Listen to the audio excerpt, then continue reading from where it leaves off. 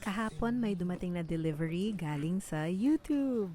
Gift daw ito for being an active creator. Medyo na-guilty naman ako kasi nagkasakit ako at ang tagal ko nang hindi nakagawa ng bagong videos. Dahil medyo kinilig ako dito at medyo nakapagpahinga na ako. Ready na ulit akong magsimula ngayong 2026. Kaya magpapakilala ako ulit. Ako si Teacher K, isang registered speech language pathologist. Nagpapaliwanag ako ng mga konsepto tungkol sa speech and language delays, autism, disabilities at iba pa. Trabaho ko na tulungan ang lahat ng bata, matanda at kanilang mga pamilya kung paano makapag-communicate sa iba't ibang paraan. Sa pananalita, sa kilos, sa tingin, panunulat, sign language, AAC, at lahat yan base sa kanilang kakayahan. Naniniwala ako sa evidence-based practice o ang paggamit ng mga impormasyon na nagmumula sa scientific research. At naniniwala na ang mga teknik na yan ay mas effective kapag ang pinanggagalingan ay respeto at pagmamahal.